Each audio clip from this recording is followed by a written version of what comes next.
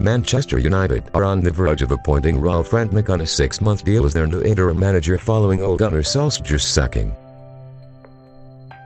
The 63-year-old has reached an agreement with the Red Devils over taking over on an interim basis until the end of the season, before taking up a 2-year consultancy role at Old Trafford. The German arrives at the club with a stellar CV and a reputation to match, given how he is often regarded as a true visionary and as the godfather of the Gegenpress, a quick-paced brand of football employed by the likes of Jurgen Klopp at Liverpool.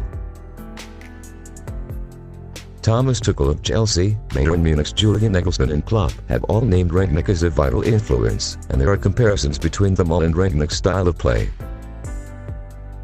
With the ball, Rangnick's teams are fast and aggressive with a lot of forward passing, but without it they are quick to get the ball back and relentless in their pressing game. This electric style of play and identity will be a breath of fresh air for United fans desperate to see their side attack with a flair and intensity that has long been associated with their rivals. But to fulfill a certain style of play and philosophy means that some of the current personnel on United's books will either flourish or be surplus to requirements under the new regime. But who will Rangnick look to carry out his instructions and who just isn't fit for purpose? Here, Sportsman takes a look at who is set to benefit from Rangnick's arrival, and those who are set to lose out. Winners. One of the main men to flourish under Solskjaer's stewardship before being pushed out white following Cristiano Ronaldo's arrival, Mason Greenwood looks set to benefit again under Rangnick, with the German preferring to play two up top rather than just a solitary figure. Given how Rangnick likes his teams to press from the front, Greenwood would be the perfect foil for this, while his incredible ability to shoot with either foot sees him become an ideal candidate to carry out United's new boss's wishes. Still only 19, Greenwood's stock is already sky high at the club, and the right system and coaching could see it rise even further.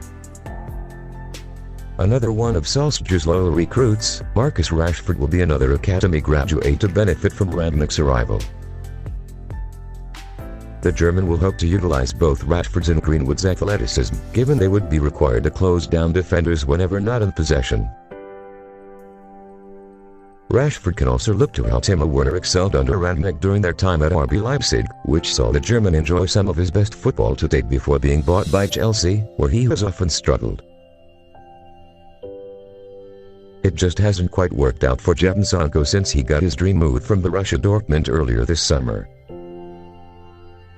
The forward has scored just one goal and is yet to assist in 15 appearances for his new club, a far cry from his dazzling displays back in Germany. But for a manager who thrived in the Bundesliga, Rangnick could be just the man to get a tune out of Sancho and get him back to his best. New ideas could allow Sancho to flourish, which is exactly what the next entry will surely benefit from.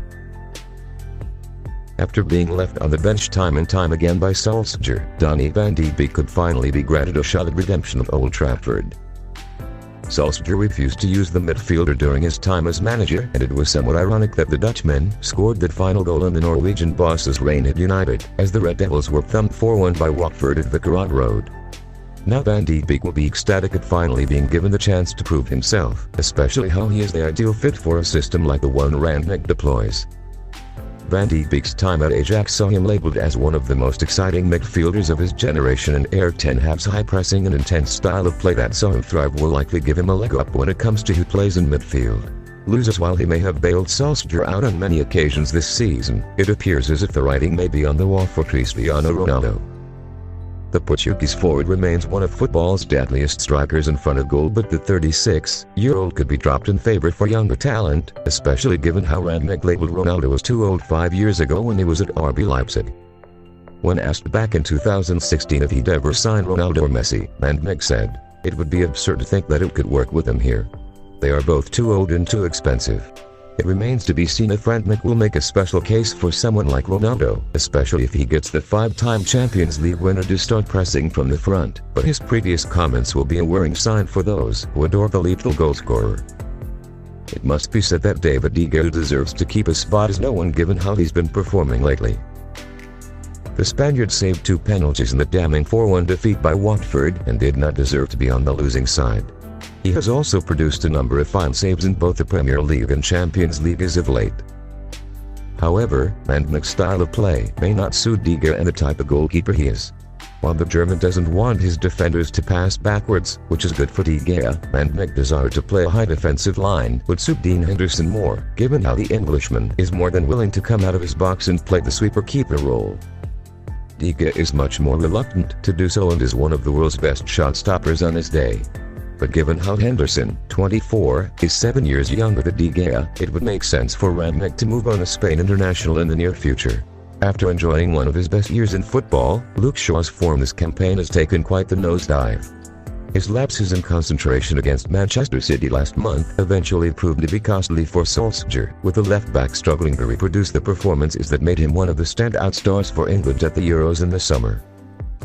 And Rangnick revealed before the 2020-21 campaign that he already has doubts over Shaw's ability in the position.